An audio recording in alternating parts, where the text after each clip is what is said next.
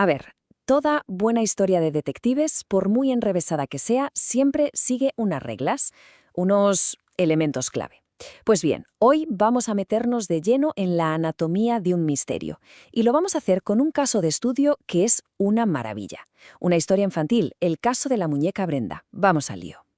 Y claro, como no podía ser de otra manera, todo empieza con una llamada de auxilio. Es el lamento de Daniela, una niña de 7 años. ¿Qué le pasa? Pues que su muñeca nueva, Brenda, ha desaparecido. Y ese grito ya nos pone en situación, nos mete de lleno en el conflicto y en lo que se está jugando aquí nuestra protagonista. Así que, con la desaparición de Brenda, se abre oficialmente el caso y nos plantamos directamente en la escena del crimen. ¿Dónde? En la puerta de la casa de Daniela, un domingo por la tarde. Es el último sitio donde se vio a la víctima. Venga, vamos a revisar los datos básicos del expediente. Tenemos a la víctima, Brenda, una muñeca recién estrenada. Última vez vista en la entrada de la casa. La testigo principal, por supuesto, es Daniela. Y ojo que los primeros sospechosos, personas de interés, son sus propios amigos, Inés y Francisco Javier, que estaban justo ahí con ella. Un comienzo de libro, vamos. Claro, la primera reacción es la más lógica, ¿no? Ponerse a buscar. El problema es que después de revolver un cuarto que ya de por sí estaba hecho un desastre, no aparece nada. Y aquí, justo aquí, es donde la cosa cambia. La conclusión es, inevitable. Brenda no se ha perdido sin más. No, alguien se la ha llevado. Y justo cuando parece que no hay nada que hacer, que la esperanza se agota, pues toda historia de misterio que se precie necesita un héroe, ¿verdad? Alguien que ponga un poco de orden en todo este caos. Y ese es el momento en que un protagonista da un paso al frente.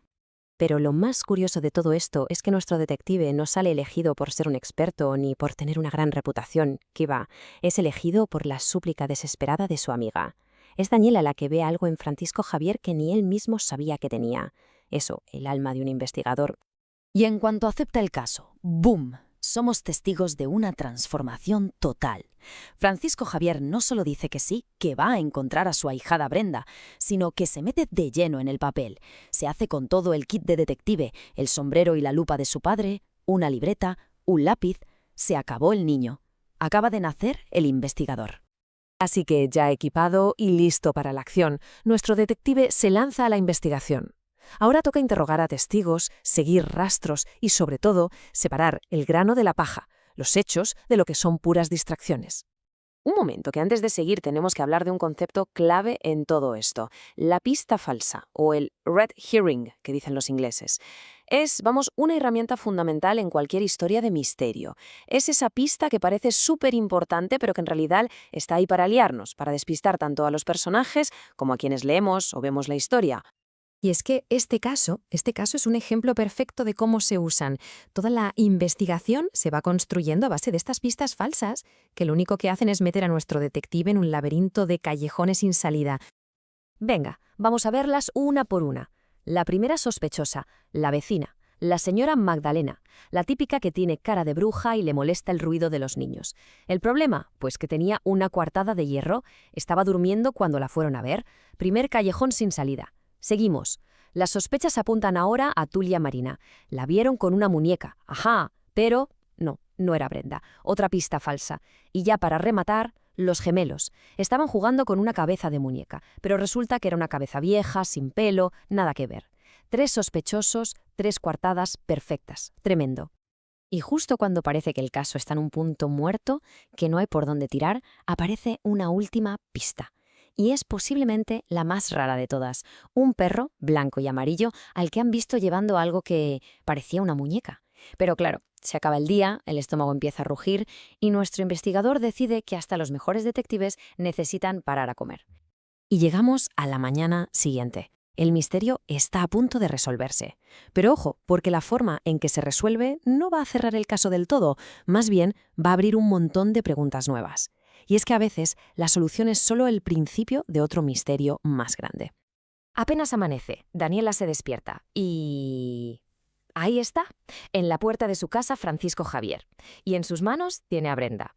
Imaginad el alivio, es brutal. La muñeca ha vuelto. El caso, en apariencia, está cerrado. Pero hay algo raro en la escena. Ni el investigador ni la víctima han salido de esta sin un rasguño. Francisco Javier está hecho un cromo, sucio, despeinado, y la ropa de Brenda está hecha a jirones. Vamos, que los dos tienen pinta de haber estado en una buena pelea. La pregunta es obvia. Pero bueno, ¿qué ha pasado esta noche? Y la explicación de Francisco, pues, es de película. Pero también súper vaga. Dice que tuvo que rescatar a Brenda en una batalla épica, que tuvo que pelear con una fiera y después con una bruja. Así, tal cual. No da ni un solo detalle, solo suelta esa frase tan grandiosa que, claro, alimenta su propia leyenda. Claro, Daniela insiste, quiere saber más, pero se topa con la respuesta definitiva, la frase que define a todo gran detective, el punto clave de todo esto. Y es que, como él dice, un investigador no revela sus secretos. Y de repente el misterio ya no es dónde estaba la muñeca, sino cómo la encontró. Eso se vuelve mucho más importante. Y esto al final nos deja con una reflexión muy interesante.